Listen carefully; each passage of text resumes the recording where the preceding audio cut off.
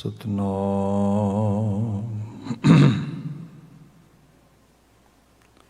वाहिगुरु साहिब जीओ। तेरे कवन कवन गुण कह कहे गावा। तू साहिब गुणी निधाना। तुमरी महिमा वर्ण ना साकू। तू ठाकुर ऊच भगवाना। तुमरी महिमा वर्ण ना साकू। तू ठाकुर ऊच भगवाना। जुगो जुग अटल शब्द सतगुरु तन तन गुरु ग्रंथ साहिब जी। गुरु पातशाह जी की अजीम अपार बख्शिश।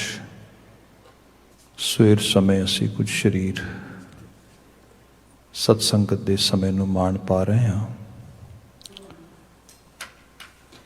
महाराज जी की पावन हजूरी विच अरदास की शमूलीयत तो उपरंत अज दा गुरवाक हुक्मनामा अजे हुणे ज्ञानी जी सानू दोहरा के सरवण करवा रहे सी।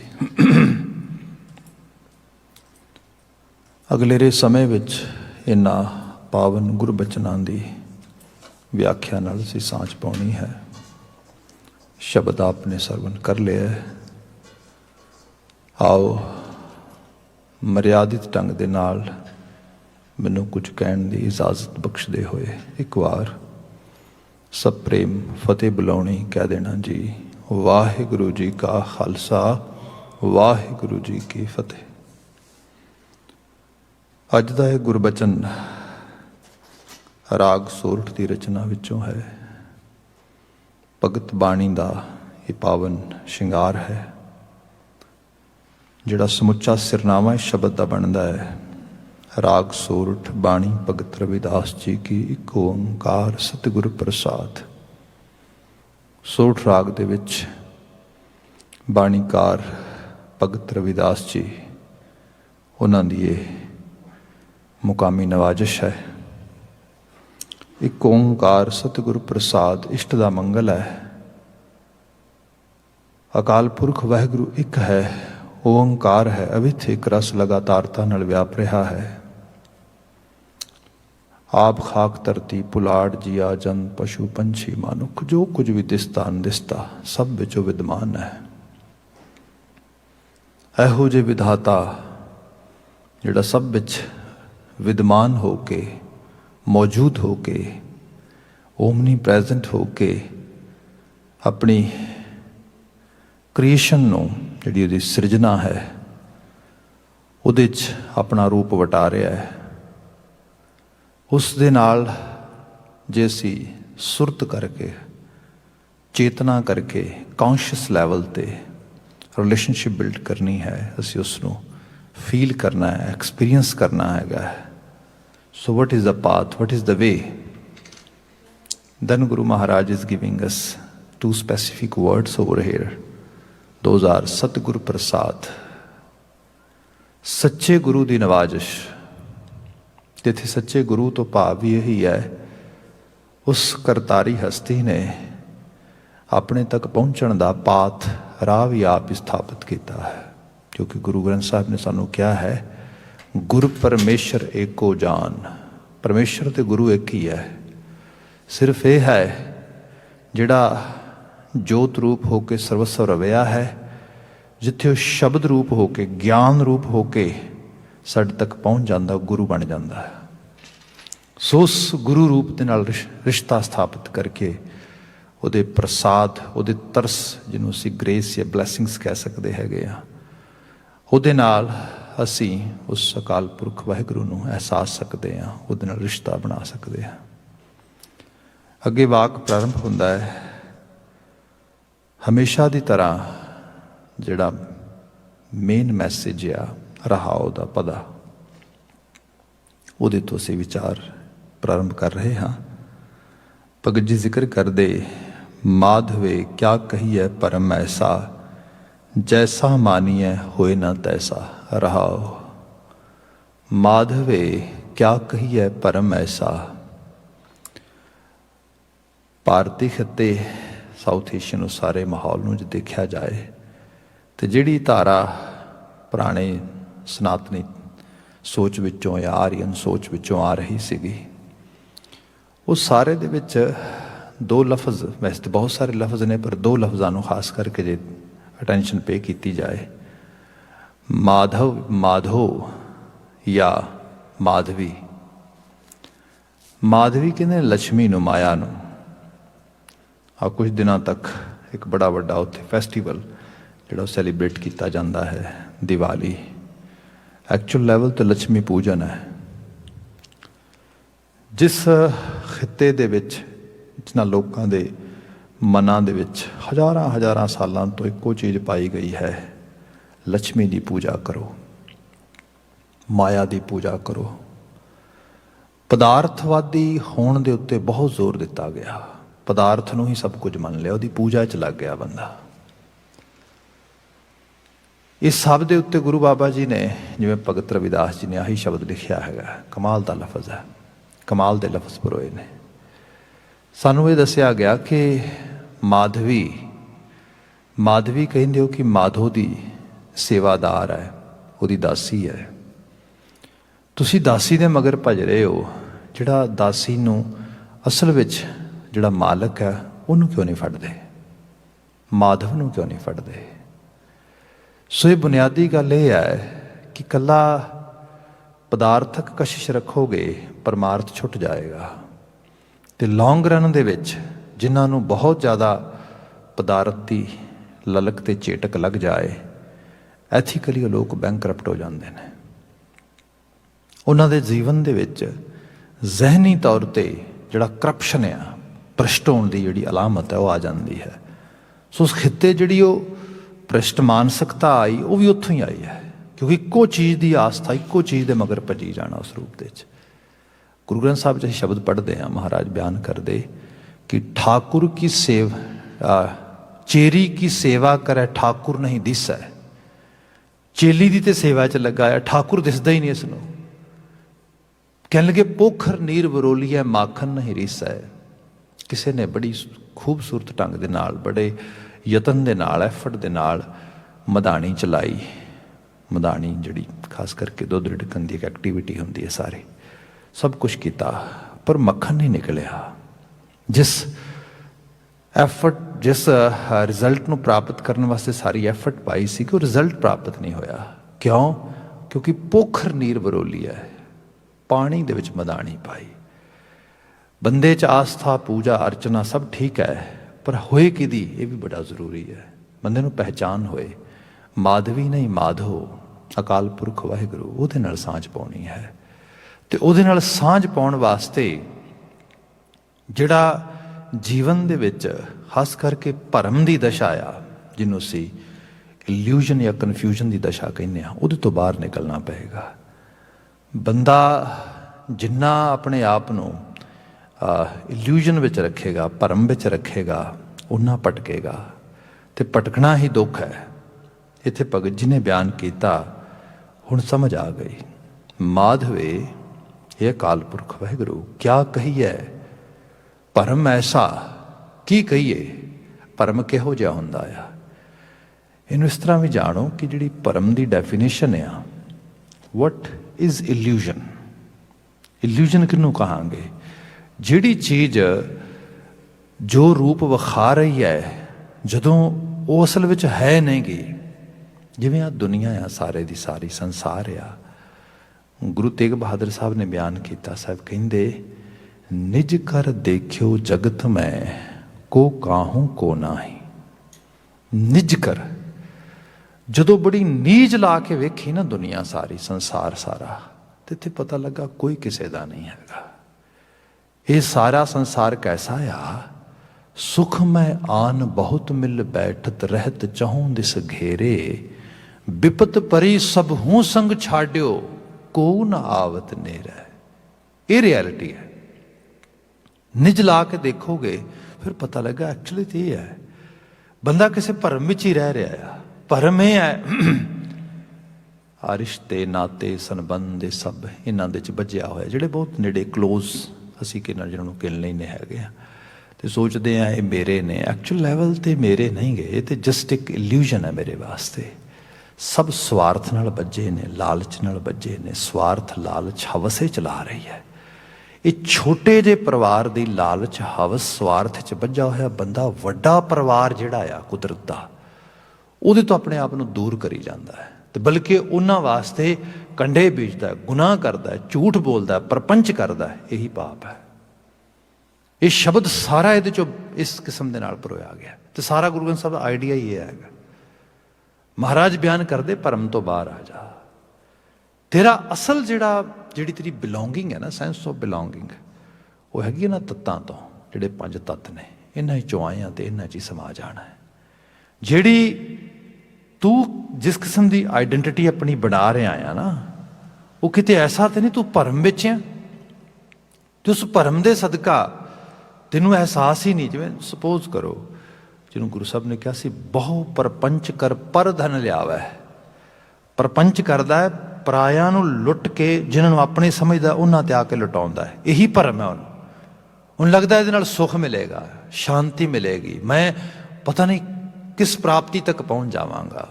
ਪਰ ਕਦੀ ਐਸਾ ਹੋਇਆ ਆ ਦੂਜਿਆਂ ਨੂੰ ਲੁੱਟ ਕੇ ਕੁਝ ਕੁ ਜੀਆਂ ਦੇ ਉੱਤੇ ਲੁਟਾਏਗਾ, ਆਖਰਕਾਰ ਪਾਪਾਂ ਦੀ ਪੰਡ ਸਿਰ ਤੇ ਰੱਖੇਗਾ, ਹੋਰ ਕੁਛ ਵੀ ਨਹੀਂ। ਇਹ ਭਰਮ ਆ। ਭਗਤ ਜੀ ਕਹਿੰਦੇ ਤੋੜ ਇਹਨੂੰ। ਮਾਧਵੇ ਕਿਆ ਕਹੀਏ ਭਰਮ ਐਸਾ। ਤੇ ਇਹ ਕਰਤਾਰੀ ਨਿਜ਼ਾਮ ਵਿੱਚ ਕਰਤਾਰ ਨੇ ਕੁਝ ਇਸ ਕਿਸਮ ਦੀ ਬਾਤ ਬਣਾਈ, ਜਿਹਨੂੰ ਭਗਤ ਕਬੀਰ ਜੀ ਨੇ ਕਿਹਾ ਸੀ ਹਰ ਠੱਗ ਜਗ ਕੋ ਠਗੌਰੀ ਲਾਈ। ਬੜਾ ਠੱਗ ਵੱਡਾ ਆ, ਐਸੀ ਠੱਗੀ ਕਰ ਰਿਹਾ ਕਿ ਪਤਾ ਹੀ ਨਹੀਂ ਲੱਗ ਰਿਹਾ। ਸਾਨੂੰ ਇੱਕ ਇਹੋ ਜਿਹੀ ਦੁਨੀਆ ਦੇ ਵਿੱਚ ਗਵਾ ਦਿੱਤਾ ਆ, ਜਿਹਨੂੰ ਗੁਰੂ ਅਮਰਦਾਸ ਸਾਹਿਬ ਨੇ ਕਿਹਾ ਸੀਗਾ, ਕਹਿਣ ਲੱਗੇ ਭਰਮ ਵਿੱਚ ਨਾ ਰਹੀ। ਇਹ ਕੁਟੰਬ ਤੁਝੇ ਦੇਖਦਾ ਚੱਲੇ ਨਹੀਂ ਤੇਰੇ ਨਾਲ ਹੈ। ਇਹ ਕੁਟੰਬ ਵਕਤੀ ਤੌਰ ਤੇ ਸਾਥੀ ਹੈ ਤੇਰਾ, ਇੱਕ ਛੱਤ ਹੇਠ ਤੂੰ ਇੱਕ ਫਰਜ਼ਾਂ ਦੇ ਨਿਰਵਾਹ ਵਾਸਤੇ ਇਕੱਠਾ ਹੋਇਆ ਹੈ, ਨਾਲ ਤੇਰੇ ਕਿਸੇ ਨੇ ਨਹੀਂ ਬਣਾ। ਇੱਥੇ ਤੇ ਸਾਨੂੰ ਸਮਝਾਇਆ ਗਿਆ ਕਾਕੀ ਮਾਤ ਪਿਤਾ ਕਹੋ ਕਾਕੋ ਕਵਨ ਪੁਰਖ ਕੀ ਜੋਈ। ਕਾਹਦਾ ਮਾਂ, ਕਾਹਦਾ ਪਿਤਾ, ਕਾਹਦਾ ਜੋਰੂ, ਕਾਹਦਾ ਹਸਮ ਕਹਦੇ। ਇਹ ਸਭ ਚੀਜ਼ਾਂ ਨੂੰ ਦੇਖ ਇਸ ਰੂਪ ਦੇ ਵਿੱਚ। ਇੱਥੇ ਪੂਰਬ ਜਨਮ ਕੇ ਮਿਲੇ ਸੰਜੋਗੀ, ਕੋਈ ਪੁਰਬਲਾ ਲੈਣ ਦੇਣ ਦੇ ਸੰਸਕਾਰ ਨੇ ਇੱਕ ਥਾਂ ਤੇ ਇਕੱਠੇ ਹੋਏ ਆ। ਅੰਤ ਹੈ ਕੋ ਨਾ ਸਹਾਇ। ਅਖੀਰ ਆਪੋ ਆਪਣੀ ਸਭ ਨੇ ਡਾਇਰੈਕਸ਼ਨ ਲੈਣੀ ਹੈ। ਇਸ ਚੀਜ਼ ਨੂੰ ਜ਼ਹਿਨੀ ਤੌਰ ਤੇ ਰੱਖ। ਤੂੰ ਇਸ ਸੰਸਾਰ ਦੇ ਵਿੱਚ ਇਸ ਰੂਪ ਵਿੱਚ ਇਕੱਠਾ ਹੋਇਆ। ਇਹ ਭਰਮ ਆਪਣੇ ਚੋਂ ਤੋੜ। ਜੇ ਨਹੀਂ ਤੋੜੇਗਾ, ਇਸ ਭਰਮ ਵਿੱਚ ਪਿਆ ਹੋਇਆ ਬੰਦਾ ਸੋਚਦਾ ਆ ਮੈਂ ਹਾਂ ਐਕਸਟਰਾ ਮਾਈਲ ਜਾ ਕੇ ਆਪਣੇ ਪੇਰੈਂਟਸ ਨੂੰ ਪਲੀਜ਼ ਕਰਾਂਗਾ। ਫਿਰ ਇੱਕ ਲੈਵਲ ਤੇ ਜਾ ਕੇ ਪਤਾ ਲੱਗਦਾ ਕਮਾਲ ਹੈ, ਮੈਂ ਤੇ ਲੋਕ ਤੇ ਇੰਨਾ ਕਰਦੇ ਨਹੀਂ ਜਿੰਨਾ ਮੈਂ ਕੀਤਾ, ਫਿਰ ਵੀ ਮੈਨੂੰ ਉਨੀ ਜਿਹੜੀ ਹੈਗੀ ਏ ਉਸ ਲੈਵਲ ਤੇ ਮੈਨੂੰ ਉਹਦਾ ਰਿਜ਼ਲਟ ਨਹੀਂ ਮਿਲਿਆ। ਭਾਈ ਤੂੰ ਭਰਮ ਵਿੱਚ ਸੀਗਾ। ਐਕਸਟਰਾ ਮਾਈਲ ਜਾ ਕੇ ਮੈਂ ਲੋਕਾਂ ਨੂੰ ਝੂਠ ਬੋਲ ਕੇ ਠੱਗ ਕੇ ਸਭ ਕੁਝ ਕਰਕੇ ਮੈਂ ਆਪਣੇ ਭੈਣ ਭਰਾਵਾਂ ਤੇ ਲੁਟਾ ਦਿਆਂ, ਬੱਚਿਆਂ ਤੇ ਲੁਟਾ ਦਿਆਂ। ਇਸ ਕਿਸਮ ਦੀ ਬਾਤ ਵਿੱਚ ਉਹ ਭਲੇ ਬੰਦੇ ਇਹ ਚੀਜ਼ਾਂ ਚੋਂ ਬਾਹਰ ਆਏ। ਇਹੀ ਭਰਮ ਹੈ ਤੇਰਾ। ਤੂੰ ਸੰਭਾਲ ਜੀ ਸਭ ਕਰ, ਪਰ ਕਿਸੇ ਅਸੂਲ ਤੇ ਪਹਿਰਾ ਦਿੰਦਾ ਹੋਇਆ। ਜ਼ਿਕਰ ਆਇਆ ਕਿ ਇਹ ਕੁਟੰਬ ਤੁਝੇ ਦੇਖਦਾ ਚੱਲੇ ਨਾਹੀਂ ਤੇਰੇ ਨਾਲ, ਸਾਥ ਤੇਰੇ ਚੱਲੇ ਨਾਹੀਂ ਤਿਸ ਨਾਲ ਕਿਉਂ ਚਿਤ ਲਾਈਐ। ਐਸਾ ਕੰਮ ਮੂਲੇ ਨਾ ਕੀਚੇ ਜਿਤ ਅੰਤ ਪਛੋਤਾਈ ਹੈ। ਮੂਲੋਂ ਹੀ ਇਹ ਕੰਮ ਨਹੀਂ ਕਰਨਾ, ਕਿਸੇ ਭਰਮ ਵਿੱਚ ਨਾ ਰਹੀ। ਇਹ ਤੇ ਇਹ ਹੈ ਕਿ ਅੰਤ ਨਿਬੇਰਾ ਤੇਰੇ ਜੀ ਪਹਿਲੀ ਚ, ਅਖੀਰ ਨਵੇੜੇ ਤੇਰੀ ਜਿੰਦ ਨੇ ਦੇਣੇ। ਤੇਰੇ ਅੰਦਰ ਦੀ ਕੌਂਸ਼ੀਅਸ ਨੇ ਕੁਰੇਦਣਾ ਤੈਨੂੰ। ਆਪਣੇ ਆਪ ਨੂੰ ਸੰਭਾਲ। ਮਾਧਵੇ ਕਿਆ ਕਹੀਏ ਭਰਮ ਐਸਾ। ਸਮਝ ਆ ਗਈ। ਜੈਸਾ ਮਾਨੀ ਹੈ ਹੋਏ ਨਾ ਤੈਸਾ। ਜੋ ਮੈਂ ਮੰਨ ਕੇ ਬੈਠਾ ਸੀ ਉਹ ਹੈ ਨਹੀਂ। ਇਹ ਮੇਰਾ ਇਲੂਜ਼ਨ, ਮੇਰਾ ਭੁਲੇਖਾ ਸੀਗਾ। ਮੈਂ ਆਪਣੇ ਤੌਰ ਤੇ ਜਿਹੜਾ ਸੀਗਾ ਜਿਹੜਾ ਹੈਗਾ ਇੱਕ ਹਰ ਚੰਦੌਰੀ ਝਾਤ ਆਪਣੇ ਅੰਦਰ ਪੈਦਾ ਕਰ ਲਈ ਸੀਗੀ। ਮੈਨੂੰ ਲੱਗ ਰਿਹਾ ਸੀਗਾ ਕਿ ਆ ਸਭ ਇਸ ਰੂਪ ਦੇ ਵਿੱਚ ਆ। ਬੰਦਾ ਆਪਣੇ ਆਪ ਨੂੰ ਕਿਸੇ ਇੱਕ ਜਿਹੜੇ ਕਿ ਕਾਲਪਨਿਕ ਦੁਨੀਆ ਦੇ ਵਿੱਚ ਇੱਕ ਅਜ਼ੰਪਸ਼ਨ ਦੇ ਵਿੱਚ ਬੰਦਾ ਜੀਣ ਲੱਗ ਜਾਂਦਾ, ਜ਼ਿਊਮ ਕਰਦਾ ਆ ਐਵੇਂ ਐਵੇਂ ਐਵੇਂ। ਅਖੀਰ ਉਹ ਜਿਹੜੀ ਅਜ਼ੰਪਸ਼ਨ ਹੈ ਇਹਦੀ, ਜਿਹੜਾ ਉਹਦਾ ਜਿਹਨੂੰ ਕਿਹਾ ਜਾਂਦਾ ਹੈ ਕਿ ਜਿਵੇਂ ਕਿਹਾ ਗਿਆ ਕਿ ਕਲਾਊਡ ਆਫ ਸਮੋਕ, ਜਿਵੇਂ ਕਿਹਾ ਧੂੰਏਂ ਦਾ ਬੱਦਲ ਜਿਹੜਾ ਆ ਇਹ ਜਿਵੇਂ ਛੱਟਦਾ ਆ, ਫਿਰ ਬੰਦੇ ਨੂੰ ਲੱਗਦਾ ਵੀ ਆਹ ਕੀ ਬਣਿਆ। ਤੇ ਗੁਰੂ ਸਾਹਿਬ ਨੇ ਲਿਟਰਲੀ ਤੌਰ 'ਤੇ ਬਾਣੀ 'ਚ ਇਹੋ ਜਿਹੇ ਸ਼ਬਦ ਬਿਆਨ ਕੀਤੇ। ਸਭ ਕਹਿੰਦੇ ਇੱਕ ਗੱਲ ਚੇਤੇ ਰੱਖੀ, ਇਹ ਜਿਹੜਾ ਸੰਸਾਰ ਆ ਨਾ, ਇਹਦੀ ਅਸਲ ਨਿਸ਼ਾਨੀ ਇਹ ਹੈ ਕਿ ਬਾਰੂ ਭੀਂਤ ਬਨਾਈ ਰਚ ਪਚ ਰਹਿਤ ਨਹੀਂ ਦਿਨ ਚਾਰ, ਤੈਸੇ ਹੀ ਇਹ ਸੁਖ ਮਾਇਆ ਕੇ ਉਰਜੋ ਕਹਾਂ ਗਵਾਰ। ਬਾਰੂ ਭੀਂਤ ਬਨਾਈ ਰਚ ਪਚ, ਇਹ ਰੇਤੇ ਦੀ ਕੰਧ ਹੈ, ਉਸਾਰੀ ਜਾ, ਕਿੰਨੀ ਦੇਰ ਉਸਾਰੇਗਾ, ਜਿੰਨੀ ਦੇਰ ਤੱਕ ਉਹਦੇ ਵਿੱਚ ਮੋਇਸਚਰ ਆ, ਸਿੱਲ ਆ, ਉਹ ਇੰਝ ਲੱਗੇਗਾ ਬਣ ਰਹੀ ਹੈ। ਬਾਰੂ ਭੀਂਤ ਬਨਾਈ ਰਚ ਪਚ ਰਹਿਤ ਨਹੀਂ ਦਿਨ ਚਾਰ, ਤੈਸੇ ਹੀ ਇਹ ਸੁਖ ਮਾਇਆ ਕੇ। ਭਰਮ ਵਿੱਚ ਨਾ ਰਹੀਏ, ਮਾਇਆਵੀ ਸੁਖ ਜਿਹੜੇ ਨੇ ਇਹ ਲਮੇਰੇ ਨਹੀਂ ਹੈਗੇ। ਇਸ ਕਰਕੇ ਗੁਰੂ ਸਾਹਿਬ ਦੇ ਪਾਵਨ ਬਚਨ ਸਾਹਿਬ ਮਹਾਰਾਜ ਕਹਿੰਦੇ ਕਿ ਕਾਮਨ ਲੋਇੜੇ ਸੋਇਨਾ ਰੂਪਾ, ਮਿੱਤਰ ਲੋੜੇਨ ਖਾ ਦਾਤਾ, ਨਾਨਕ ਪਾਪ ਕਰੈ ਤਿਹ ਕਾਰਨ, ਜਾਸੀ ਜੰਪੁਰ ਬਾਧਾਤਾ। ਕਾਮਨ ਲੋਇੜੇ ਸੋਇਨਾ ਰੂਪਾ, ਘਰ ਦੇ ਜੀਆਂ ਨੂੰ ਅਸੀਂ ਬਹੁਤ ਮਿੱਠੇ ਲੱਗਨੇ ਆ ਜਦੋਂ ਆਲਾ ਦੁਆਲਾ ਲੁੱਟ ਕੇ ਉਹਨਾਂ ਤੇ ਲੁਟਾਉਂਦੇ ਆ ਲਿਆ ਕੇ। ਇਹ ਯੂਨੀਵਰਸਲ ਰਿਐਲਿਟੀ ਹੈ, ਬੰਦਾ ਇਹਦੇ 'ਚ ਹੀ ਲੱਗਾ ਆ। ਬਾਹਰੋਂ ਲੁੱਟਾਂ ਇੱਥੇ ਲਿਆ ਕੇ ਲੁਟਾ ਦਿਆਂ, ਬਾਹਰੋਂ ਲੋਕਾਂ ਨੂੰ ਲੁੱਟਾਂ ਇੱਥੇ ਲੁਟਾ ਦਿਆਂ। ਕਾਮਨ ਲੋਇੜੇ ਸੋਇਨਾ ਰੂਪਾ, ਮਿੱਤਰ ਲੋੜੇਨ ਖਾ ਦਾਤਾ। ਤੇ ਮਿੱਤਰ ਵੀ ਖਾਣ ਪੀਣ ਦੇ ਨੇ ਸਾਰੇ। ਜੇ ਤੁਹਾਡੇ ਕੋਲ ਹੈ, ਤੁਸੀਂ ਕੁਝ ਲੁਟਾ ਸਕਦੇ ਹੋ, ਤੁਸੀਂ ਕੁਝ ਖਵਾ ਸਕਦੇ ਹੋ, ਫਿਰ ਬੜੀਆਂ ਸਾਂਝਾਂ ਨੇ ਤੁਹਾਡੀਆਂ। ਇਹ ਭਰਮ ਹੀ ਹੈ, ਸਾਨੂੰ ਲੱਗਦਾ ਮੇਰੇ ਤੇਰੇ ਮਿੱਤਰ ਨਹੀਂ ਹੈ ਭਾਈ, ਸਵਾਰਥ ਦੇ ਮਿੱਤਰ ਨੇ। ਜੇ ਸਵਾਰਥ ਪੂਰਾ ਹੋ ਰਿਹਾ ਹੈ ਤੇ ਠੀਕ ਹੈ, ਸਾਂਝਾ ਹੈ, ਜੇ ਸਵਾਰਥ ਨਹੀਂ ਤੇ ਫਿਰ ਨਹੀਂ। ਸਭ ਕਹਿੰਦੇ ਨਾਨਕ ਪਾਪ ਕਰੇ ਤਿਹ ਕਾਰਨ, ਇਹਨਾਂ ਦੇ ਕਾਰਨ, ਇਹਨਾਂ ਦੇ ਵਿੱਚ ਵੱਜ ਕੇ ਬੰਦਾ ਪਾਪ ਕਰਨ ਲਈ ਤਿਆਰ ਹੋ ਗਿਆ ਹੈ। ਜਾਸੀ ਜੰਪੁਰ ਬਾਧਾਤਾ, ਜਮਾਂ ਦੀ ਪੁਰੀ ਵੱਜ ਕੇ ਜਾਏਗਾ, ਕੋਈ ਧਰਤੀ ਤੇ ਤਾਕਤ ਉਹਨੂੰ ਬਚਾ ਨਹੀਂ ਸਕਦੀ। ਭਗਤ ਜੀ ਕਹਿੰਦੇ ਵਹਿਮ ਟੁੱਟ ਗਿਆ, ਹੁਣ ਸੱਚ ਪਤਾ ਲੱਗ ਗਿਆ। ਕਿਆ ਕਹੀਏ ਪਰਮ ਐਸਾ, ਜੈਸਾ ਮਾਨੀਏ ਹੋਏ ਨਾ ਤੈਸਾ। ਜੋ ਮੰਨ ਕੇ ਬੈਠਾ ਸੀ ਉਹੋ ਜਿਹਾ ਕੁਝ ਨਹੀਂ ਰਹਿ ਗਿਆ। ਉਹ ਇਲੂਜ਼ਨ ਜਿਹੜਾ ਸੀਗਾ ਉਹ ਬਿਲਕੁਲ ਚਾਕ ਹੋ ਗਿਆ ਹੈ। ਸ਼ੁਰੂਆਤ ਕਿਆ, ਜਬ ਹਮ ਹੋਤੇ ਤਬ ਤੂ ਨਾਹੀ, ਹਮ ਹੰਕਾਰ ਮੈਂ ਹਉ ਮੈਂ। ਮੇਰੀ ਹਉ ਮੈਂ ਵਧੀ ਹੈ, ਮੇਰੀ ਮੈਂ ਵਧੀ ਹੈ, ਤੇ ਮੇਰੀ ਮੈਂ ਵਧੀ ਦੇ ਵਿੱਚ ਜੋ ਮੇਰੀ ਮੈਂ ਨੂੰ ਪਾਲਣ ਵਾਸਤੇ ਮੇਰੀ ਮਦਦ ਕਰ ਰਿਹਾ ਹੈ, ਮੈਨੂੰ ਬੜਾ ਚੰਗਾ ਲੱਗ ਰਿਹਾ। ਤੇ ਉਹ ਮੈਂ ਜਿਹੜੀ ਉਸ ਲੈਵਲ ਤੇ ਚੱਲ ਰਹੀ ਹੈ, ਤੇ ਉਸ ਮੈਂ ਦੇ ਵਿੱਚ ਪਿਆ ਹੋਇਆ ਹਉਮੈ ਮਾਰ ਰਹੀ ਬੰਦੇ ਨੂੰ, ਹੰਕਾਰ ਮਾਰ ਰਿਹਾ ਅਸਲ ਰੂਪ ਦੇ ਵਿੱਚ। ਲੋਕ ਵਿਖਾਵਾ, ਲੋਕ ਮੁਹਾਜ, ਆਲੇ ਦੁਆਲੇ ਦੇ 'ਚ ਇੱਕ ਝੂਠੀ ਸ਼ਾਨ ਨੂੰ ਬੰਦਾ ਲਗਾਤਾਰ ਤਰਜੀਹ ਦਿੰਦਾ ਆ, ਤੇ ਉਹਦੇ 'ਚ ਫਿਰ ਦੁੱਖ ਭੋਗਦਾ ਆ। ਇਸ ਲਈ ਗੁਰੂ ਬਾਬਾ ਜੀ ਨੇ ਕਿਹਾ ਸੀਗਾ, ਮੇਰੀ ਕਰਤੇ ਜਨਮ ਗਇਓ, ਇਹ ਮੇਰੀ ਮੈਂ ਕਰਦਿਆਂ ਜੀਵਨ ਹੀ ਗਵਾ ਲਿਆ ਬੰਦੇ ਨੇ। ਭਗਤ ਜੀ ਕਹਿੰਦੇ ਕਿਉਂਕਿ ਹੁਣ ਭਰਮ ਲੈ ਗਿਆ, ਤੇ ਹੁਣ ਭਰਮ ਲੈਣ ਕਰਕੇ ਮੈਂ ਦਾ ਜਿਹੜਾ ਉਹ ਬਣਿਆ ਹੋਇਆ ਕਲਾਊਡ ਸੀਗਾ ਟੁੱਟ ਗਿਆ, ਉਹ ਲੈ ਗਿਆ। ਜਬ ਹਮ ਹੋਤੇ, ਹੁਣ ਇੱਕ ਸਮਝ ਆ ਗਈ, ਜਦੋਂ ਤੱਕ ਮੈਂ ਦੀ ਗੱਲ ਚੱਲ ਰਹੀ ਸੀ ਅੰਦਰ, ਤਬ ਤੂੰ ਨਾ ਹੀ, ਫਿਰ ਤੂੰ ਨਹੀਂ ਸੀਗਾ, ਤੂੰ ਦਾ ਤਸੱਵੁਰ ਨਹੀਂ ਸੀਗਾ। ਹੁਣ ਤੂੰ ਦਾ ਮਤਲਬ ਹੁੰਦਾ ਹੈ ਸਰਵਸਵ ਸਾਂਝੀਵਾਲਤਾ, ਸਭ ਦੇ ਵਿੱਚ ਉਹਦੀ ਬੈਠੀ ਹੋਈ ਜੋਤ ਨੂੰ ਦੇਖਣਾ, ਤੇ ਸਭ ਦੇ ਵਿੱਚ ਜੋਤ ਵੇਖਣ ਦੇ ਰੂਪ ਨੂੰ ਜਾਣੋ। ਗੁਰਮਤ ਸਕੂਲ ਨੇ ਜਿਸ ਤਰੀਕੇ ਨਾਲ ਚੀਜ਼ਾਂ ਸਮਝਾਈਆਂ ਨੇ, ਇਹਨੂੰ ਕਈ ਵਾਰੀ ਸਮਝਣ ਵਾਸਤੇ ਵੀ ਬੰਦੇ ਨੂੰ ਗੁਰੂ ਸਾਹਿਬ ਦੀ ਬੜੀ ਬਖਸ਼ਿਸ਼ ਤੇ ਨਵਾਜ਼ਸ਼ ਚਾਹੀਦੀ ਹੈ। ਜਿਵੇਂ ਮੈਂ ਹੁਣੇ ਸ਼ਬਦ ਪੜ੍ਹ ਰਿਹਾ ਸੀਗਾ, ਇਹ ਕੁਟੁੰਬ ਤੁਝੇ ਦੇਖਦਾ ਚੱਲੇ ਨਾ ਹੀ ਤੇਰੇ ਨਾਲ ਹੈ। ਇੱਕ ਪਾਸੇ ਕਿਹਾ ਗਿਆ ਕੁਟੁੰਬ ਤੇਰੇ ਨਾਲ ਨਹੀਂ ਜਾਣਾ, ਦੂਜੇ ਪਾਸੇ ਕਿਹਾ ਤੂੰ ਕੁਟੁੰਬ ਪਾਲਣਾ ਆ, ਪਰਿਵਾਰ ਵਿੱਚ ਰਹਿਣਾ ਆ, ਗ੍ਰਸਤੀ ਹੋਣਾ ਆ। ਅਸੀਂ ਤਾਂ ਲਾਵਾਂ ਦਾ ਪਾਠ ਪੜ੍ਹਦੇ ਹਾਂ, ਪਹਿਲੜੀ ਲਾਮ ਪ੍ਰਵਿਰਤੀ ਕਰਮ ਦ੍ਰਿੜਾਇਆ ਬਲਰਾਮ ਜੀਓ। ਤੈਨੂੰ ਜਿਹੜਾ ਕਰਮ ਦ੍ਰਿੜ ਕਰਾਇਆ ਨਾ ਤੇਰੇ ਗੁਰੂ ਨੇ, ਦ੍ਰਿੜ ਕਰਾਉਣਾ ਹੁੰਦਾ ਪੱਕਾ ਯਾਦ ਕਰਨਾ, ਸਬਕ ਪਾਠ ਯਾਦ ਕਰ ਲਿਆ। that is the actually main lesson for you. You cannot go away from this lesson. ਸੋ ਉਸ ਰੂਪ ਵਿੱਚ ਦ੍ਰਿੜ ਕਰਾ ਦਿੱਤਾ, ਪਰ ਕਰਾਇਆ ਕਿ ਪ੍ਰਵਿਰਤ ਹੋਣਾ ਹੈ। ਤੇ ਪ੍ਰਵਿਰਤ ਹੋਣ ਦਾ ਮਤਲਬ ਇਹ ਹੈ ਕਿਸੇ ਦੇ ਤੂੰ ਹੋਣਾ ਹੈ, ਕਿਸੇ ਨੇ ਤੇਰੇ ਬਣਨਾ ਆ, ਜੀਆ ਜੰਤ ਪਰਿਵਾਰ ਪਾਲਣਾ ਉਸ ਰੂਪ ਦੇ ਵਿੱਚ। ਪਰ ਉਸ ਸਾਰੇ ਦੇ ਵਿੱਚ ਕਿਹਾ ਇਹ ਪਾਲਣ ਦਾ ਮਤਲਬ ਇਹ ਨਹੀਂ ਹੈ ਕਿ ਤੂੰ ਧਰਮ ਤੋੜੇਗਾ। ਬਾਬਾ ਕਬੀਰ ਜੀ ਦੇ ਸ਼ਬਦ ਪੜ੍ਹ ਲਈਏ, ਕਬੀਰ ਜੋ ਗ੍ਰਹਿ ਕਰੇ ਤਾਂ ਧਰਮ ਕਰ, ਨਾ ਹੀ ਤਾਂ ਕਰ ਬੈਰਾਗ।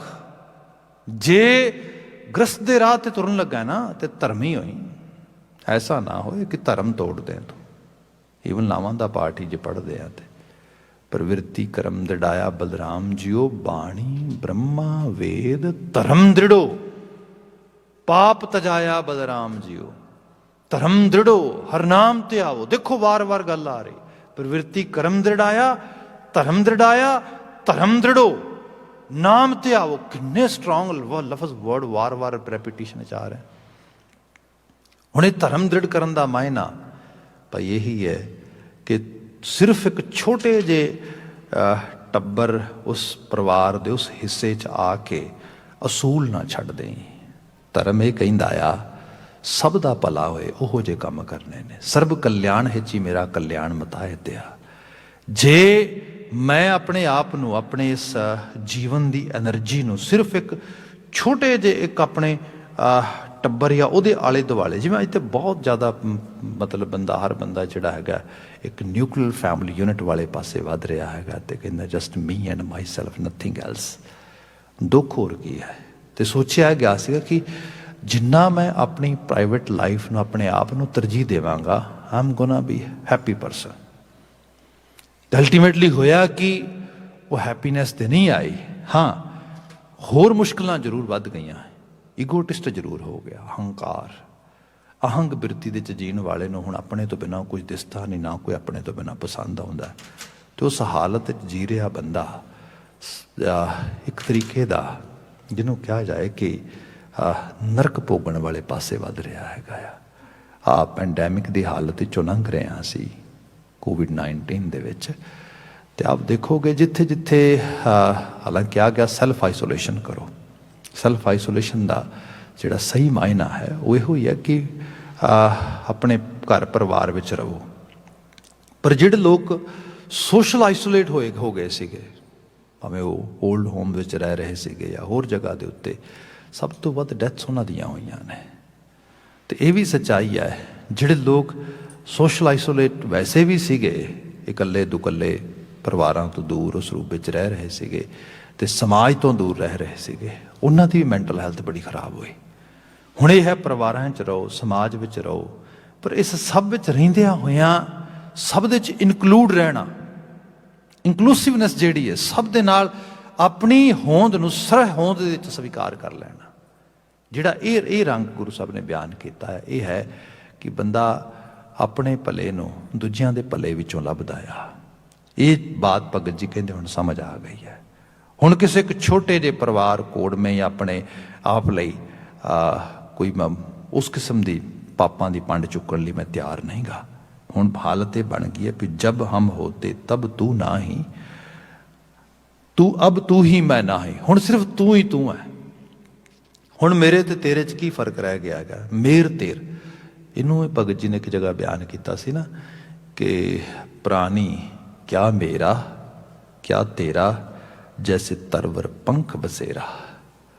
ਕੀ ਮੇਰਾ ਤੇ ਕੀ ਤੇਰਾ। ਅਸੀਂ ਇਹਨਾਂ ਮੁਲਕਾਂ 'ਚ ਰਹਿੰਦੇ ਹਾਂ, ਹਾਲਾਂਕਿ ਲਾ ਐਂਡ ਆਰਡਰ ਕਲੀਅਰ ਹੈਗਾ, ਕਰਪਸ਼ਨ ਦੀ ਜਿਹੜੀ ਮਤਲਬ ਸਰਫੇਸ ਤੇ ਕਰਪਸ਼ਨ ਬਹੁਤ ਘੱਟ ਹੈ। ਅਥਾਰਟੀਜ਼ ਆਪਣਾ ਕੰਮ ਪ੍ਰੋਪਰ ਕਰਦੀਆਂ ਨੇ, ਜੁਡੀਸ਼ਰੀ ਕੰਮ ਪ੍ਰੋਪਰ ਕਰਦੀ ਹੈ।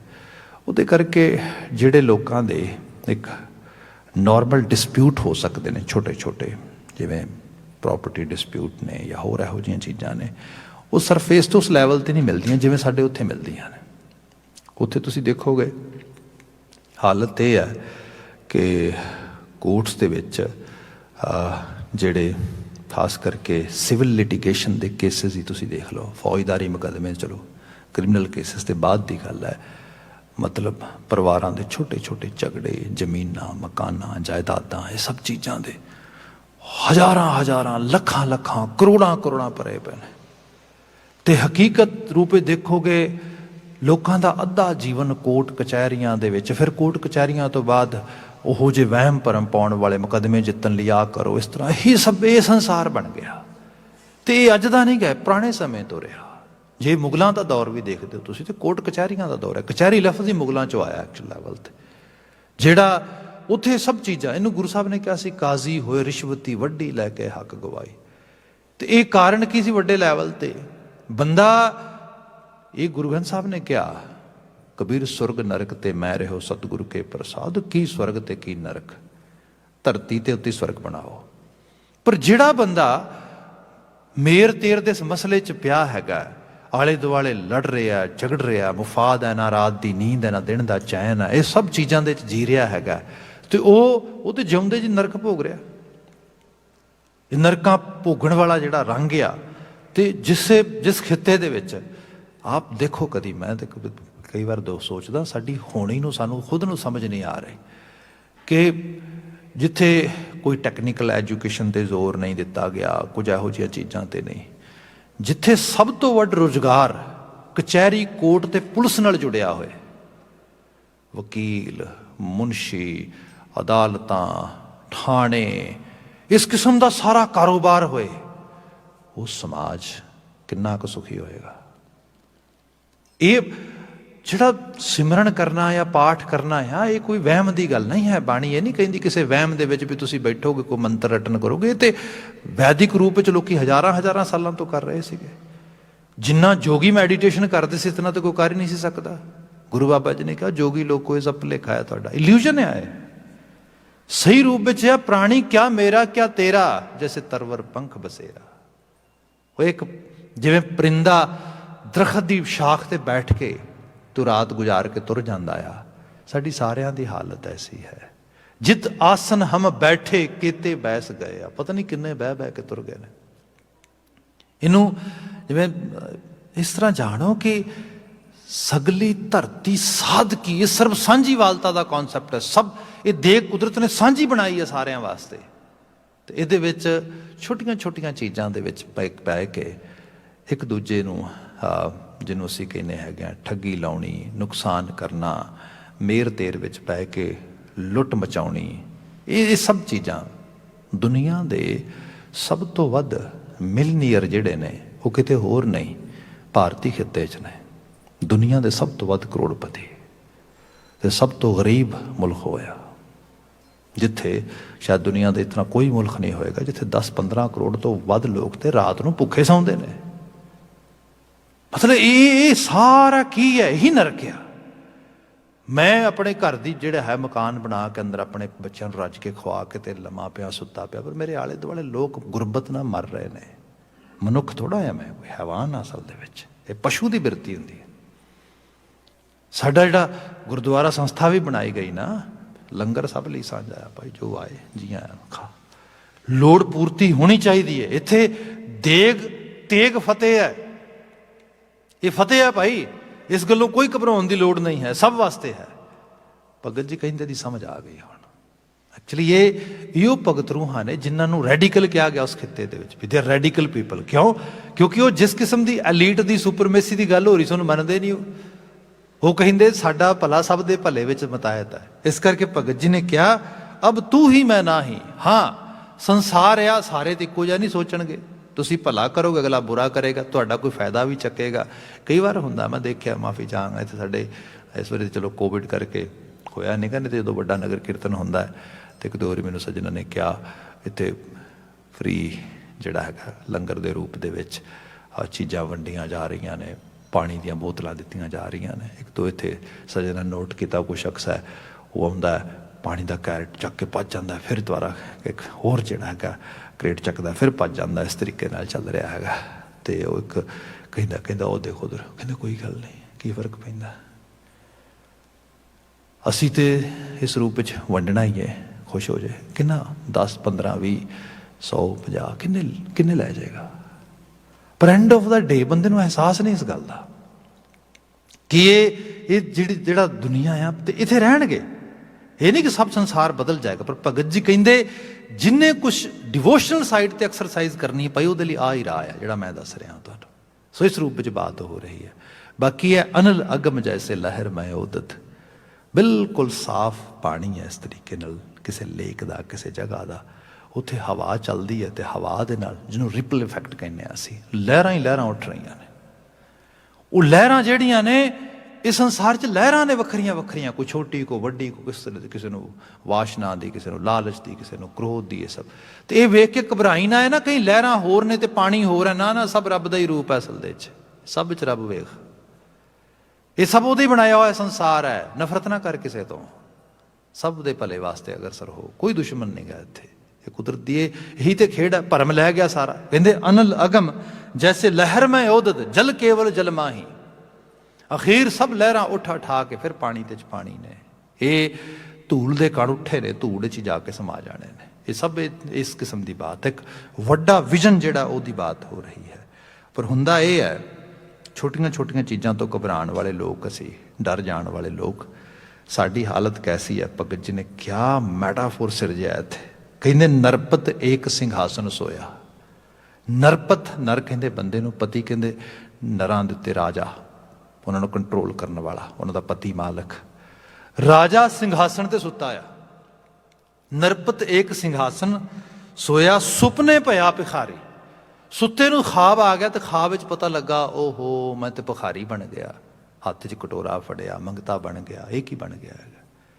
ਸਾਡੀ ਸਾਰਿਆਂ ਦੀ ਹਾਲਤ ਇਹੀ ਹੈ। ਦੁਨੀਆ ਦੇ ਵਿੱਚ ਮਾੜਾ ਜਿਹਾ ਕੋਈ ਸੱਜੇ ਖੱਬੇ ਹੁੰਦਾ ਹੈ, ਸਾਡੇ ਮੁਤਾਬਕ ਨਹੀਂ ਹੁੰਦਾ, ਅਸੀਂ ਰੁਦਨ ਕਰਦੇ ਹਾਂ, ਰੋਂਦੇ ਹਾਂ, ਵਰਲਾਪ ਕਰਦੇ ਹਾਂ, ਕੀ ਬਣੇਗਾ, ਕੀ ਹੋਏਗਾ। ਇੱਥੇ ਤੇ ਸਾਡਾ ਆਈਡੀਅਲ ਦੇਖੋ, ਹਾਲਾਂਕਿ ਮੈਂ ਮਾਫੀ ਮੰਗਾਂਗਾ, ਇੰਨਾ ਆਈਡੀਅਲ ਅਸੀਂ ਸ਼ਾਇਦ ਸਿੱਖ ਉਸ ਲੈਵਲ ਤੇ ਵਿਜ਼ਨ ਵੀ ਨਹੀਂ ਕਰ ਪਾਏ। ਤੁਹਾਨੂੰ ਗੁਰੂ ਗੋਬਿੰਦ ਸਿੰਘ ਸਾਹਿਬ ਵਰਗੀ ਹਸਤੀ, ਮਤਲਬ ਇੰਨੇ ਪਿਆਰੇ ਬੱਚੇ ਜਿਹੜੇ ਦਿਲੋਂ ਵੱਧ ਅਜ਼ੀਜ਼ ਹੋਣਗੇ ਤੇ ਜਿਹੜੇ ਗੁਰੂ ਸਾਹਿਬ ਦੀ ਸੋਚ ਦੇ ਬਿਲਕੁਲ ਨਾਲ ਅਲਾਇਨ ਹੋਏ ਨੇ। ਬਿਲਕੁਲ ਇੱਕ ਜਿਹੜਾ ਹੈਗਾ ਸੂਤ ਵੀ ਸੱਜੇ ਖੱਬੇ ਨਹੀਂ ਉਹਨਾਂ ਦੀ ਸੋਚ ਤੋਂ ਹੋਏ, ਬਿਲਕੁਲ, ਤੇ ਆਪਣੀਆਂ ਜਾਨਾਂ ਆਹੂਤਿਤ ਕਰ ਰਹੇ ਨੇ। ਇਹ ਸਭ ਚੀਜ਼ਾਂ ਜਿਹੜੀਆਂ ਅਸੀਂ ਦੇਖਦੇ ਹਾਂ ਚਮਕੌਰ ਤੋਂ ਨਿਕਲਦੇ ਨੇ।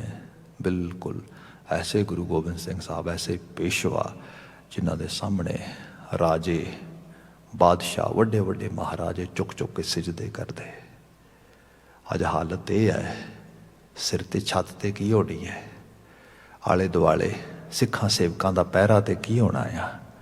ਹਕੀਕਤ ਇਹ ਹੈ, ਕੋਈ ਸਵਾਰੀ ਤੇ ਕੀ ਹੋਣੀ ਹੈ, ਥੱਲੇ ਪੈਰ 'ਚ ਜੋੜਾ ਵੀ ਨਹੀਂ ਹੈਗਾ। ਬਿਲਕੁਲ ਠੰਡੀ ਪੋਹ ਦੀ ਰਾਤ, ਖੂਹ ਦੇ ਕੰਢੇ, ਖੂਹ ਦੀ ਟਿੰਡ ਦਾ ਸਹਾਰਾ ਲੈ ਕੇ ਬਿਨਾਂ ਕਿਸੇ ਰਜਾਈ ਕੰਬਲ ਤੋਂ ਨੀਂਦ ਮਾਣ ਰਹੇ ਨੇ।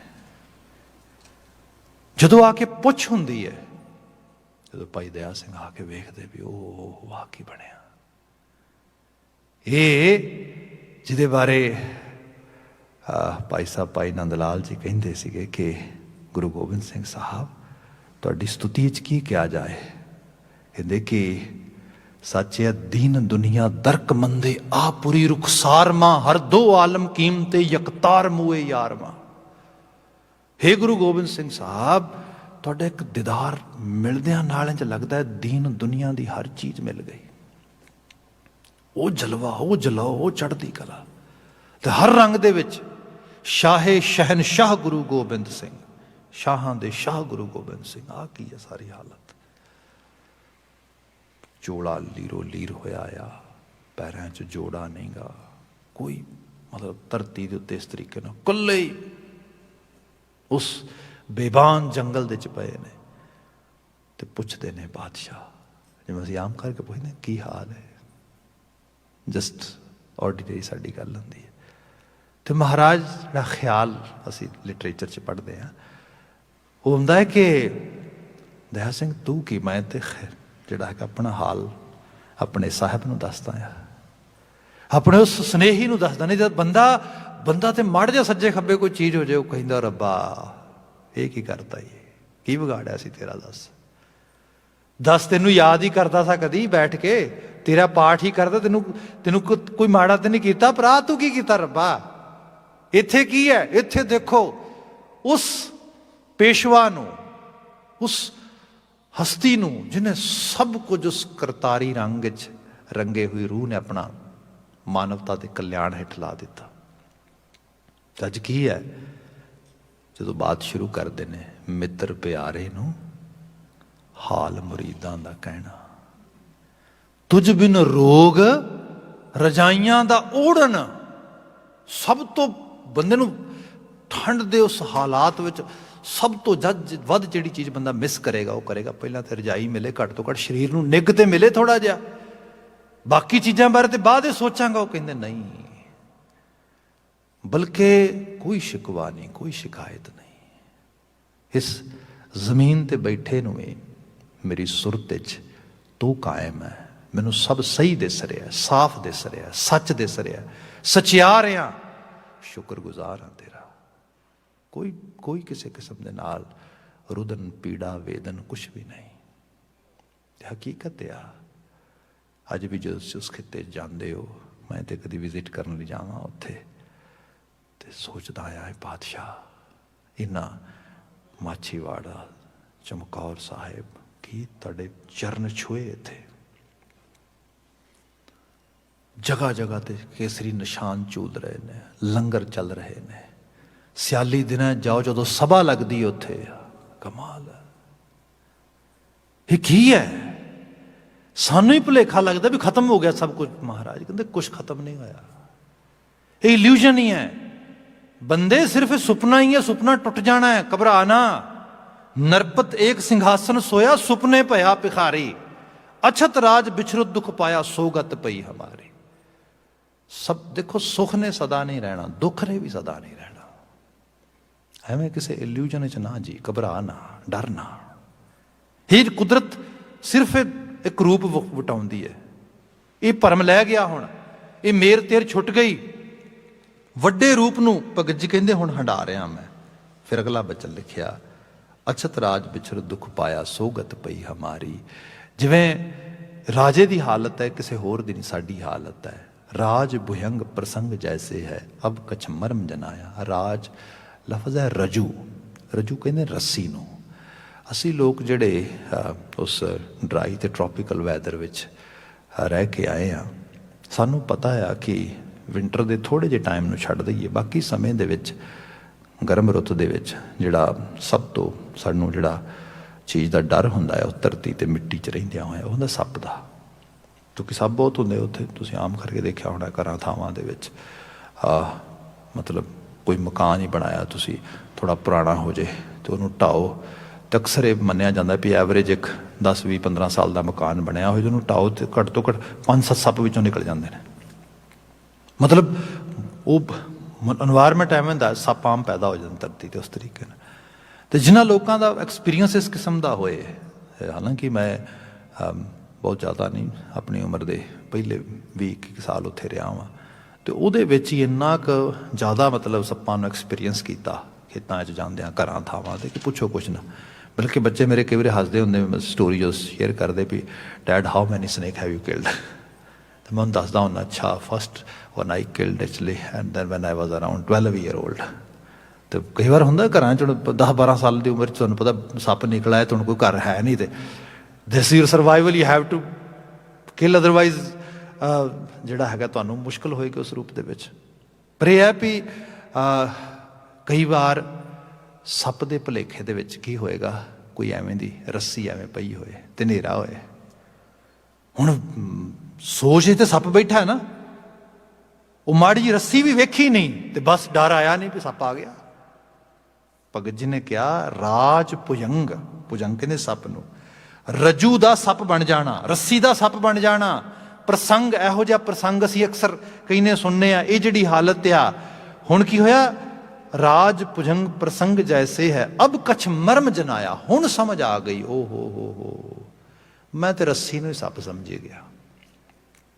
ਇਹ ਜਿਹੜਾ ਸੰਸਾਰ ਆ ਨਾ, ਅਸੀਂ ਬਹੁਤ ਡਰਨੇ ਹਾਂ, ਸੱਚ ਨਹੀਂ ਬੋਲਣਾ, ਸੱਚ ਬੋਲਾਂਗੇ ਤੇ ਨੁਕਸਾਨ ਹੋ ਜਾਏਗਾ। ਆਲੇ ਦੁਆਲੇ ਨੂੰ ਮਤਲਬ ਜਿਸ ਤਰੀਕੇ ਦੇ ਨਾਲ ਜੋ ਨਹੀਂ ਕਰਨ ਯੋਗ, ਅਨਐਥੀਕਲ, ਉਹਨੂੰ ਵੀ ਕਰੀ ਜਾਂਦੇ ਆ। ਕਿਉਂ? ਕਿਉਂਕਿ ਡਰ ਲੱਗਦਾ ਐਥਿਕਸ ਦੇ ਉੱਤੇ ਆ ਗਏ ਤੇ ਕਿਤੇ ਐਸਾ ਨਾ ਹੋਏ ਦੋਸਤ ਮਿੱਤਰ ਛੱਡ ਜਾਣ, ਘਰ ਵਾਲਿਆਂ ਨੂੰ ਜੇ ਕਿਤੇ ਸੱਚ ਬੋਲਿਆ ਤਾਂ। ਇਸ ਕਰਕੇ ਬੰਦਾ ਇੱਕ ਐਸਾ ਜੀਵਨ ਜਿਹੜਾ ਇਲੂਜਨ ਹੈ, ਭਰਮ ਦਾ ਜੀਵਨ ਹੈ, ਉਹ ਕਹਿੰਦੇ ਹੁਣ ਮਰਮ ਲੈ ਗਿਆ ਸਾਰਾ।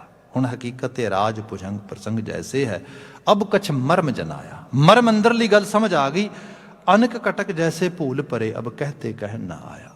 ਅਨਕ ਕਟਕ ਸੁਨਿਆਰੇ ਦੀ ਨਿਗਾਹ ਬੜੀ ਤੇਜ਼ ਹੁੰਦੀ ਹੈ, ਉਹਨੂੰ ਸੋਨੇ ਦਾ ਪਤਾ ਹੁੰਦਾ ਹੈ। ਆਮ ਅਸੀਂ ਲੋਕ ਹਾਂ, ਅਸੀਂ ਜਿਹਨਾਂ ਨੂੰ ਨਹੀਂ ਪਤਾ ਉਹਨੂੰ ਲੱਗੇਗਾ ਅੱਛਾ ਜਿਹੜਾ ਸੋਨੇ ਦੇ ਗਹਿਣੇ ਬਣੇ ਹੋਣ, ਕੜਾ ਇਹ ਕੁਝ ਹੋ ਰਿਹਾ, ਕੈਂਠਾ ਇਹ ਕੁਝ ਹੋ ਰਿਹਾ, ਮੁੰਦਰੀ ਕੁਝ ਹੋ ਰਿਹਾ, ਉਹ ਕਹਿੰਦੇ ਕੁਛ ਨਹੀਂ ਹੈ, ਸਿਰਫ ਇਹ ਰੂਪ ਹੀ ਵੱਖਰਾ ਆ, ਹੈ ਸੋਨਾ ਹੈ ਕਿ ਧਾਤ ਇੱਕ ਹੀ ਹੈ। ਅਸੀਂ ਸਾਰੇ ਪੰਜਾਂ ਤੱਤਾਂ ਤੋਂ ਹੀ ਆਏ ਹਾਂ, ਕੁਝ ਨਹੀਂ ਫਰਕ ਹੈਗਾ। ਕੁਝ 1 2 4 5 ਜੀ ਇੱਕ ਛੱਤ ਹੇਠ ਮੇਰੇ ਕੋਲ ਨੇ, ਮੇਰੇ ਪਰਿਵਾਰ ਦੇ ਵਿੱਚ ਨੇ, ਸੇਮ ਤਰ੍ਹਾਂ ਦੇ ਲੋਕ ਦੂਜੇ ਪਰਿਵਾਰ 'ਚ ਨੇ, ਤੀਜੇ ਪਰਿਵਾਰ 'ਚ ਨੇ, ਇਸ ਤਰੀਕੇ ਦੇ ਨਾਲ ਨੇ। ਕੰਮ ਉਹ ਕੀਤੇ ਜਾਣ ਜਿਹਦੇ 'ਚ ਸਭ ਦਾ ਭਲਾ ਹੋਏ, ਇਕੱਲੇ ਮੇਰੇ ਇੱਕ ਛੱਤ 'ਚ ਰਹਿਣ ਵਾਲੇ ਜੀਆਂ ਦਾ ਭਲਾ ਨਾ ਹੋਏ। ਜਿੰਨਾ ਬੰਦਾ ਇਸ ਇੰਡੀਵਿਜੂਅਲਿਜ਼ਮ ਦੇ ਵਿੱਚ ਪੈ ਕੇ ਜਾ ਰਿਹਾ ਨਾ, ਉਤਨਾ ਜ਼ਿਆਦਾ ਹੀ ਆਪਣਾ ਨੁਕਸਾਨ ਕਰ ਰਿਹਾ, ਆਲੇ ਦੁਆਲੇ ਦਾ ਨੁਕਸਾਨ ਕਰ ਰਿਹਾ। ਇਹ ਮੇਰ ਤੇਰ ਜਿਹੜੀ ਛੋਟੇ ਲੈਵਲ ਦੀ ਨਫ਼ਰਤ ਕੀ ਹੈ, ਰੇਸ਼ਿਜ਼ਮ ਕੀ ਹੈ, ਡਿਸਕ੍ਰਿਮੀਨੇਸ਼ਨ ਕੀ ਹੈ ਇਹਨਾਂ ਮੁਲਕਾਂ ਦੇ ਵਿੱਚ ਰੀਸੈਂਟਲੀ ਜਿਹੜੀ ਹੇਟਡ ਜਿਹੜਾ ਇਸ ਲੈਵਲ ਤੇ ਹੀਟ ਹੋ ਰਿਹਾ ਕੰਮ ਸਾਰੇ ਦਾ ਸਾਰਾ, ਇਹ ਕੀ ਹੈ। अब ਰੀਸੈਂਟਲੀ ਮੈਂ ਖਾਸ ਕਰਕੇ ਜੋਏ ਬਾਈਡਨ ਜਿਹੜਾ ਹੈਗਾ ਉਹਦੀ ਸੁਣ ਰਿਹਾ ਸੀ ਉਸ ਦਿਨ ਡਿਬੇਟ, ਜਦੋਂ ਉਹਨੇ ਉਹ ਗੱਲ ਕੀਤੀ ਕਿ ਸਾਡੇ ਕੋਲ ਉਹ ਕਰੀਬਨ 500 ਬੱਚੇ ਨੇ ਜਿਨ੍ਹਾਂ ਦੇ ਮਾਂ-ਬਾਪ ਦਾ ਨਹੀਂ ਪਤਾ। Are we Americans, are we claiming we are super power, ਅਸੀਂ ਆਹ ਕੰਮ ਕੀਤਾ ਹੈ। ਐਕਚੁਅਲੀ ਉਹ ਕਮਾਲ ਕੀਤੀ ਪਈ ਸੀ। ਮੈਂ ਦੇਖਿਆ, ਮੈਂ ਕਿਹਾ what a nice comment is making. ਵੀ ਮਨੁੱਖ ਹੋਣ ਦੇ ਨਾਤੇ ਸੋਚੋ, ਤੁਸੀਂ ਬੱਚਿਆਂ ਤੋਂ ਮਾਪੇ ਖੋਹਤੇ, ਤੁਸੀਂ ਹੁਣ ਇਹ ਨਹੀਂ ਪਤਾ ਉਹ ਕਿੱਥੇ ਹੈਗੇ ਨੇ। ਮਤਲਬ ਇਹ ਅਸੀਂ ਧਰਮ ਗ੍ਰੰਥ ਤੇ ਹੱਥ ਰੱਖ ਕੇ ਸਹੁੰ ਚੁੱਕਦੇ ਹਾਂ। ਐਵੇਂ ਦੇ ਧਰਮੀ ਲੋਕ ਹੁੰਦੇ ਨੇ। ਉਹ ਇੰਪਾਵਰਮੈਂਟ ਦੇ ਰਿਹਾ, ਉਹ ਕਹਿ ਰਿਹਾ ਇਸ ਚੀਜ਼ ਨੂੰ ਸੋਚੋ ਇਸ ਰੂਪ ਦੇ ਵਿੱਚ। ਆਹ ਜਿਹੜੀ ਚੀਜ਼ ਆ ਤੇ ਯੂਨੀਵਰਸਲ ਆ। ਅਨਕ ਕਟਕ ਜੈਸੇ ਫੂਲ ਪਰੇ ਅਬ ਕਹਤੇ ਕਹਿ ਨਾ ਆਇਆ। ਜਿਹਨੂੰ ਸਮਝ ਆ ਗਈ, ਉਹਨੂੰ ਪਤਾ ਲੱਗ ਗਿਆ ਇਹ ਕੜਾ, ਇਹ ਹਾਰ, ਇਹ ਮੁੰਦਰੀਆਂ, ਇਹ ਵੱਖਰੀਆਂ ਨਹੀਂ ਕਿ ਇੱਕੋ ਹੀ ਤਾਜ ਆ। ਅਸਲ ਵਿੱਚ ਰੰਗ ਥੋੜਾ ਵੱਖਰਾ ਆ, ਕੱਦ ਵੱਖਰਾ ਆ, ਕੋਈ ਵੱਖਰੇ ਹਾਊਸ ਹੋਲਡ 'ਚ ਪੜ੍ਹ ਰਿਹਾ, ਕੋਈ ਇੱਥੇ ਪੜ੍ਹ ਰਿਹਾ, ਹਾਂ ਤੇ ਇੱਕੋ ਹੀ ਆ, ਇੱਕੋ ਰੱਬ ਦੇ ਜੀ ਆ ਸਾਰੇ। ਅਗਲਾ ਬਚਨ ਲਿਖਿਆ, ਸਰਬੇ ਏਕ ਅਨੇਕਾ ਸੁਆਮੀ। ਸਭ ਦੇ ਵਿੱਚ ਉਹ ਇੱਕ ਅਕਾਲ ਪੁਰਖ ਵਾਹਿਗੁਰੂ ਅਨੇਕਤਾ ਦੇ ਵਿੱਚ ਵਰਤ ਰਿਹਾ ਹੈ। ਇਹੋ ਉਹਦਾ ਡਾਈਵਰਸ ਰੰਗ ਹੈ। ਸਰਬੇ ਏਕ ਅਨੇਕਾ ਸੁਆਮੀ, ਸਭ ਘਟ ਭੁਗਵੈ ਸੋਈ। ਸਭ ਹਿਰਦਿਆਂ ਦੇ ਵਿੱਚ ਉਹੀ ਭੋਗੀ ਹੈ, ਉਹੀ ਭੁਗਤਾ ਆ, ਉਹੀ ਅਸਲ ਦੇ ਸਭ ਨੂੰ ਨਵਾਜ ਰਿਹਾ ਹੈ। ਕਹਿ ਰਵਿਦਾਸ ਹੱਥ ਪੈ ਨੇਰੇ ਸਹਜੇ ਹੋਏ ਸੋ ਹੋਈ। ਬੰਦਾ ਕਈ ਵਾਰੀ ਸੋਚਦਾ ਹੈ ਕਿੱਥੇ ਆ ਰੱਬ, where is God. Bhagat ji ਕਹਿੰਦੇ ਹੱਥ ਪੈ ਨੇਰਾ, ਇਸ ਤੋਂ ਵੱਧ ਕੁਛ ਨਹੀਂ ਕਿਹਾ ਜਾ ਸਕਦਾ। ਜੇ ਉਹਦੇ ਨਾਲ ਤੇਰੀ ਸੁਰਤ ਕਰਕੇ ਸਾਂਝ ਬਣ ਜਾਏ ਨਾ, ਤੇ ਅਸੀਂ ਕਹਿੰਦੇ ਹਾਂ ਰੱਬ ਸੇਵੀਅਰ ਹੈ ਸਾਡਾ। ਐਕਚੁਅਲ ਲੈਵਲ ਤੇ ਬੰਦੇ ਨੂੰ ਜੇ ਸਪੋਰਟ ਜਾਂ ਹੈਲਪ ਦੀ ਲੋੜ ਹੋਏ ਨਾ, ਤੇ ਆਪਣੇ ਸਰੀਰ ਦੇ ਤੌਰ ਤੇ ਦੇਖੀ ਜਾਏ ਤੇ ਹੱਥ ਤੋਂ ਵਧੀਆ ਕੋਈ ਹੋਰ ਜਿਹੜੀ ਹੈਗੀ ਚੀਜ਼ ਸਾਨੂੰ ਸਪੋਰਟ ਕਰਨ ਵਾਸਤੇ ਨਹੀਂ ਹੈ। ਜੇ ਆਪਾਂ ਮਾੜੀ ਜਿਹੀ ਕੋਈ ਡਿੱਗਣ ਲੱਗੀ ਹੈ, ਸਭ ਤੋਂ ਪਹਿਲਾਂ ਜਿਹੜੀ ਚੀਜ਼ ਬਚਾਉਂਦੀ ਹੱਥ ਆ। ਮੇਰੇ ਵੱਲ ਕੋਈ ਚੀਜ਼ ਵਗਾ ਕੇ ਮਾਰੇ ਤੇ ਮੇਰੇ ਜਿਹੜੇ ਵੀ ਸਰੀਰ ਤੇ ਅੰਗ ਤੇ ਲੱਗੇਗੀ ਦਰਦ ਹੋਏਗਾ, ਪਰ ਸਾਰੇ ਸਰੀਰ ਨੂੰ ਪ੍ਰੋਟੈਕਟ ਕਰਨ ਵਾਸਤੇ ਹੱਥ ਅੱਗੇ ਵਧੇਗਾ। ਜੇ ਸਿਰ ਦੁਖਦਾ ਤੇ ਸਿਰ ਦਾ ਹਾਲ ਪੁੱਛ ਲੇਗਾ, ਜੇ ਪੈਰ ਦੁਖਦਾ ਤੇ ਪੈਰ ਦਾ ਹਾਲ ਪੁੱਛ ਲੇਗਾ। ਹੈ ਨਾ ਕਮਾਲ ਦੇ ਪ੍ਰੋਟੈਕਸ਼ਨ ਦੇਖੋ। ਪਰ ਭਗਤ ਜੀ ਕਹਿੰਦੇ ਜਿਹਦੀ ਮੈਂ ਗੱਲ ਕਰ ਰਿਹਾ, ਕਹਿ ਰਵਿਦਾਸ ਹੱਥ ਪੈ ਨੇਰਾ ਹੈ। ਹੱਥ ਤੇ ਹੋ ਸਕਦਾ ਦੇਰੀ ਲਾਵੇ ਥੋੜੀ ਜੀ, ਉਹ ਇੰਨੀ ਦੇਰੀ ਵੀ ਨਹੀਂ ਲਾਉਂਦਾ। ਹੱਥ ਤੇ ਹੋ ਸਕਦਾ ਦੂਰ ਹੋਏ ਤੇਰੇ ਤੋਂ ਥੋੜਾ, ਉਹ ਇੰਨਾ ਦੂਰ ਵੀ ਨਹੀਂ ਹੈ, ਉਹ ਤੇ ਬਿਲਕੁਲ ਤੇਰੇ ਨਾਲ ਹੈ। ਬਸ ਉਹਨੂੰ ਸਮਝ ਤੇ ਇਸ ਭਰਮ ਵਿੱਚੋਂ ਬਾਹਰ ਆ ਕਿ ਮੈਂ ਹੋਰ ਹਾਂ ਤੇ ਉਹ ਹੋਰ ਹੈ। ਤੂੰ ਉਹਦਾ ਹੀ ਰੂਪ ਹੈ। ਜਬ ਹਮ ਹੋਤੇ ਤਬ ਤੂੰ ਨਾ ਹੀ, ਅਬ ਤੂੰ ਹੀ ਮੈਂ ਨਾ ਹੀ, ਤੂੰ ਹੀ ਤੂੰ ਹੈ। ਇਹੀ ਸਿਮਰਨ ਹੈ, ਇਹੀ ਤਸੱਵੁਰ ਹੈ। ਇੰਨੀਆਂ ਕੁ ਬੇਨਤੀਆਂ ਨਾਲ ਖਿਮਾ ਭੁੱਲਾਂ ਗਲਤੀਆਂ ਨਾ ਚਤਾਰਿਓ। ਆਉਂਦੇ ਵੀਕਐਂਡ ਨੂੰ, ਕਿਉਂਕਿ ਸਵੇਰ ਦੀ ਹਾਜ਼ਰੀ ਸਿਰਫ ਵੀਕਐਂਡ ਦੀ ਹੁੰਦੀ ਹੈ, ਸੋ ਆਉਂਦੇ ਸ਼ਨੀਚਰਵਾਰ ਫਿਰ ਸਵੇਰ ਦੇ ਸਮੇਂ ਅਸੀਂ ਗੁਰਸ਼ਬਦ ਦੀ ਬਾਤ ਪਾਵਾਂਗੇ। ਸ਼ਾਮ ਦੀ ਹਾਜ਼ਰੀ ਲਗਾਤਾਰ ਐਵੇਂ ਚੱਲਦੀ ਰਹੇਗੀ। ਇੱਥੇ ਸਮਾਪਤੀ ਕਹਿ ਦੇਣਾ ਜੀ। ਵਾਹਿਗੁਰੂ ਜੀ ਕਾ ਖਾਲਸਾ, ਵਾਹਿਗੁਰੂ ਜੀ ਕੀ ਫਤਿਹ।